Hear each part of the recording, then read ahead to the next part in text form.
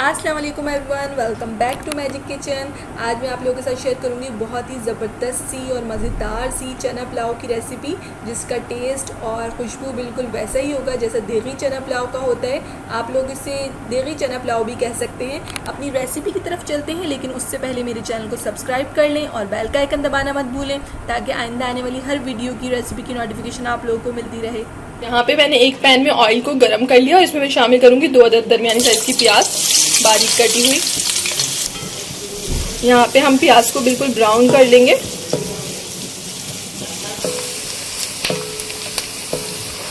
देखिए हमारी प्याज यहाँ पे ब्राउन हो गई है बिल्कुल। अब हम इसमें शामिल करेंगे तेजपात का पत्ता और दालचीनी, और हम एक बादियान का फूल, और इसी तरह सारा गरम मसाला हम इसमें शामिल कर देंगे, जो भी होता है हमारा खड़ा गरम मसाला, इलायची, दालचीनी, बादियान का फूल, और इसको भी प्याज के साथ हल्का सा फ्राई करेंगे।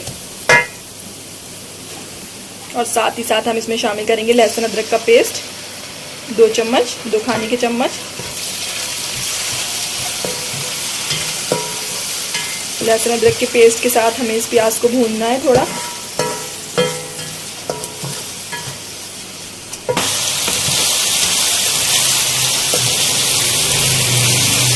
बिल्कुल अच्छी तरह से आपको इसको कर लेना है, भून लेना है लहसुन अदरक के साथ, ताकि कोई स्मेल ना रहे लहसुन अदरक की इसके अंदर। और अब मैं इसके अंदर शामिल कर रही हूँ हरी मिर्चों का पेस्ट।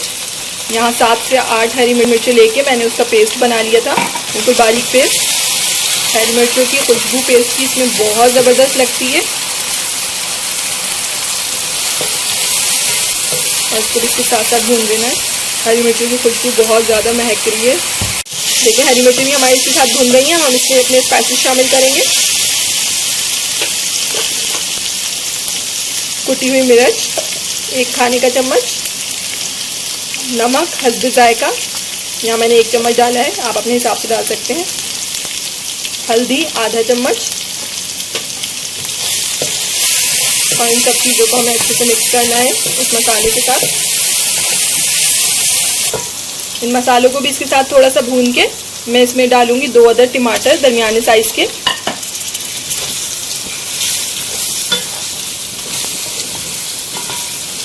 और इसको भी इसके साथ बहुत अच्छी तरह से मिक्स करना है।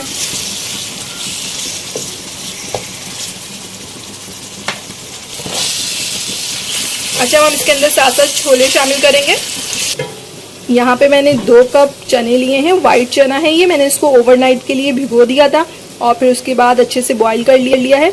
अब मैं इसको शामिल करूंगी अपने मसाले में। इसको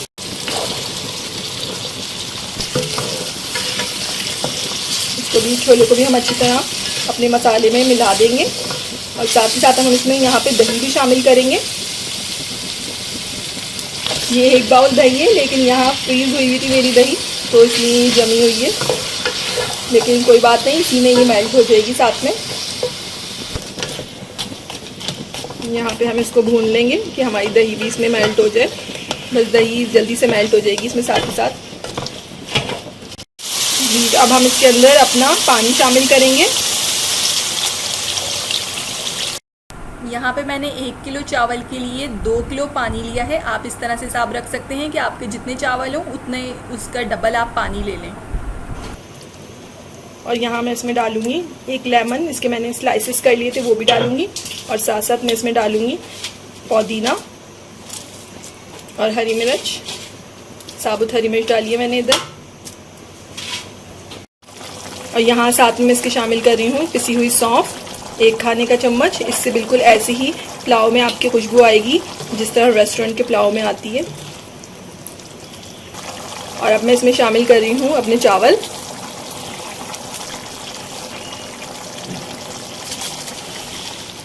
यहाँ मैंने 1 किलो इसके अंदर शामिल किए चावल। इसको मैंने 1 घंटे के लिए भिगो दिया था पहले।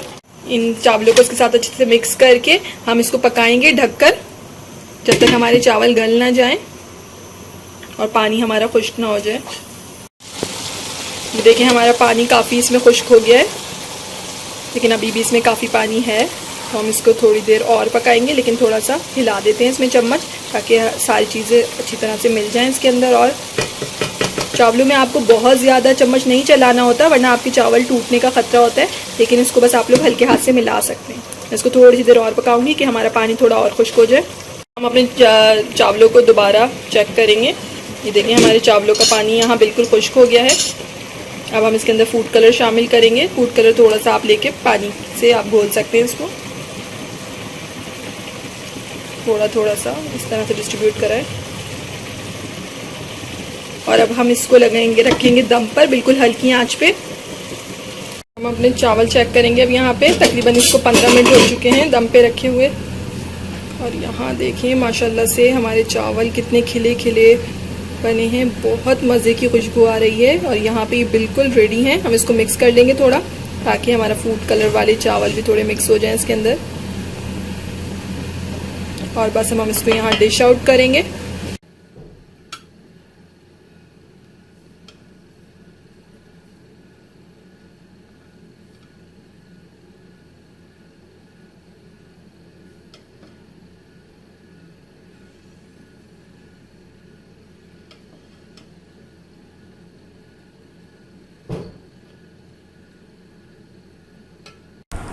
जी तो यहाँ बिल्कुल गर्मा गर्म हमारे रेडी हैं चना पुलाव, और इसका टेस्ट और खुशबू बिल्कुल ऐसी ही है जैसे किसी देव की चना पुलाव की होती है। आप लोग इसको ज़रूर ट्राई कीजिएगा। रेसिपी अच्छी लगे तो मुझे लाइक और कमेंट के ज़रिए ज़रूर बताइएगा आप लोगों को कैसी लगी थी।